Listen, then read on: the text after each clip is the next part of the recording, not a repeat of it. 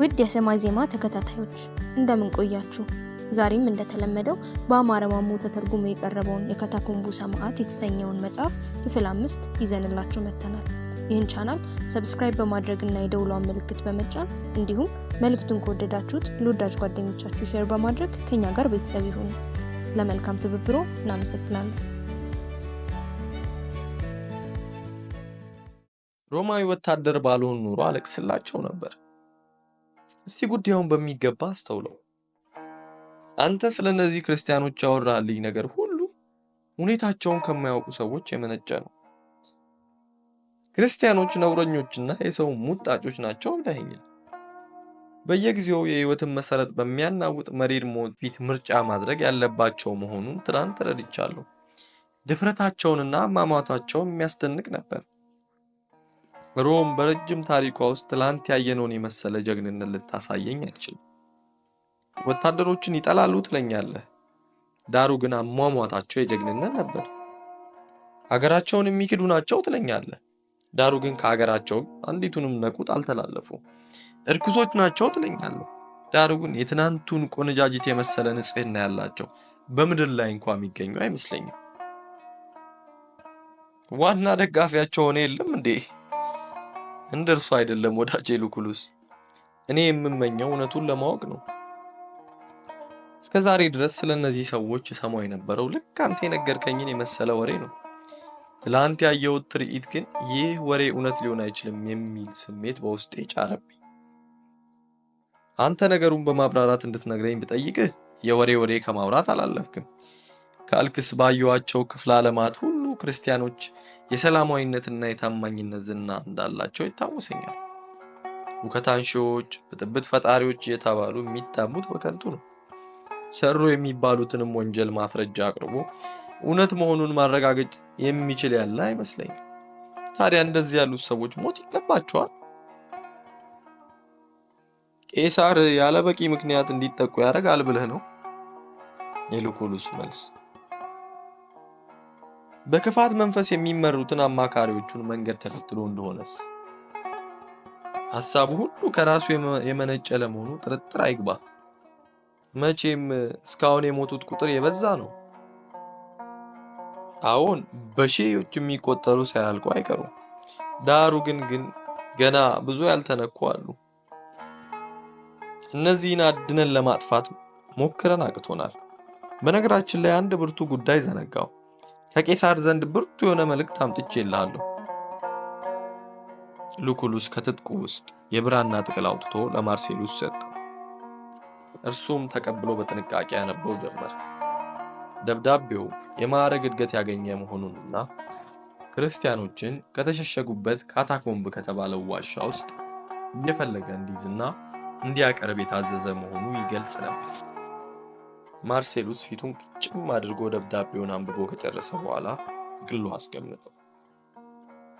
ምን ነው የደስታ መልክ አልታየብህም?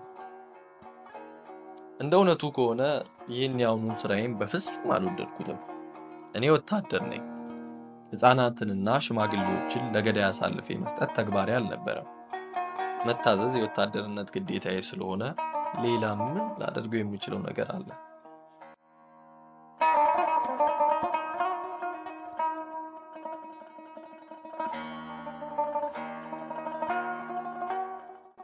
ፈቃደ ቢሆን ካታኮምብ ስለተባለው ስፍራ አስረዳኝ።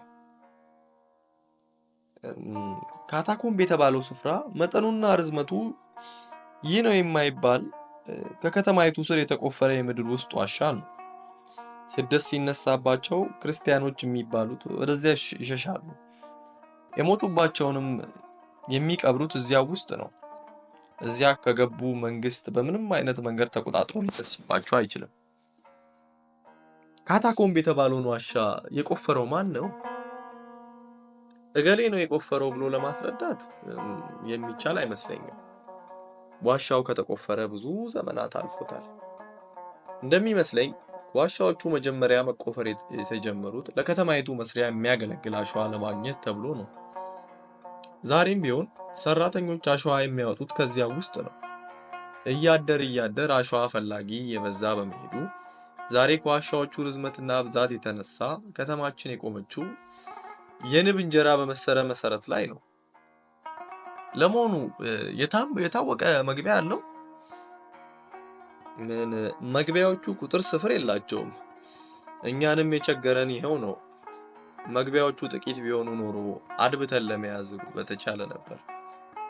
ከየትኛው አቅጣጫ ፍለጋችንን መጀመር እንደምንችል ለማወቅ በጣም አስቸጋሪ ሆኖብናል።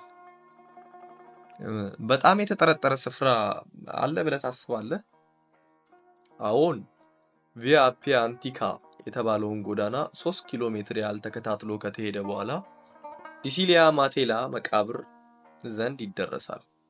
ከዚያም አንድ ክብ የሆነ የህንፃ ቁንጮ ይታያል። እዚያም ብዙ ጊዜ ሬሳ ተገኝቷል።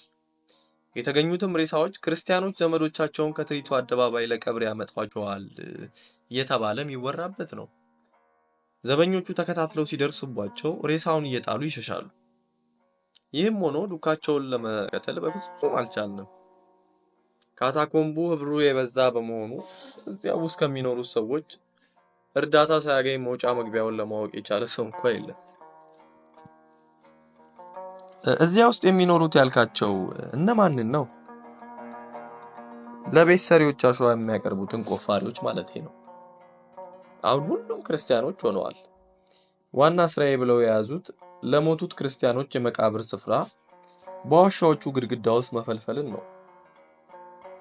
እነዚህ ቆፋሪዎች እድሜያቸውን የሚያሳልፉት በዚያ ውስጥ ከመሆኑም በላይ በእነዚያ በተወሳሰቡት ዋሻዎች ውስጥ ሰውን የመምራት ችሎታ ያላቸው እነርሱ ብቻ ናቸው።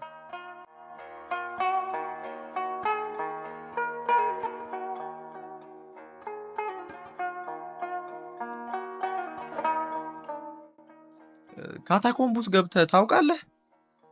አሁን ከረጅም ጊዜ በፊት አንድ ቆፋሪ እየመራ አሳይቶኝ ነበር። ከውስጡ ብዙ ጊዜ ልቆይ አልቻልኩም። በህይወቴ እንደርሱ ያለ አሰቃቂና አስፈሪ ስፍራ አይቻለው።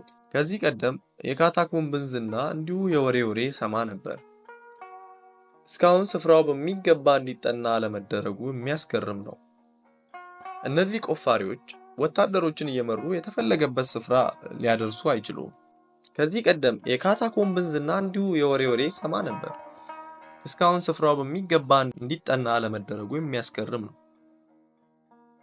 እነዚህ ቆፋሪዎች ወታደሮችን እየመሩ የተፈለገበት ስፍራ ሊያደርሱ አይችሉም? በፍጹም። ይህማ ክርስቲያኖችን አሳልፎ መስጠት ይባላል። የሞከረ ሰውስ እንዴት ነው? የለም? አሁን ከቆፋሪዎቹ ጥቂቶቹ መኮንኖችን ለመምራት ፈቃደኞች መሆናቸውን ከገለጹ በኋላ ራሳቸው እስኪዞር ድረስ ያንከራትቷቸው ይውላሉ። በመጨረሻ መኮንኖቹ የያዙት መብራት ይጠፋና እስከ መደንገጥ ይደርሳሉ። በኋላም መርተው እንዲያወጣቸው ይለምናሉ። ከዚያም ቆፋሪዎቹ መኮንኖቹን በመደለል እዚህ ውስጥ ክርስቲያኖች የሉም፣ ያሉትም ከዚህ ውስጥ ሸሽተዋል በማለት ፍለጋው ተጀመረበት አድርሰው ይሸኟቸዋል። ክርስቲያኖችን እስኪያገኝ ድረስ ቆርጦ ፍለጋውን የቀጠለስ እንዴት ነው? የለም። ክርስቲያኖቹን እስኪያገኙ ድረስ ጨክነው ፍለጋቸውን የሚቀጥሉትን በአንድ በተወሰነ አካባቢ ውስጥ ሲያዞሩ ያከርሟቸዋል። ክርስቲያኖች ያሉበትን ስፍራ የሚጠቁም ቆፋሪ እስከዛሬ አንድም አልተገኘም።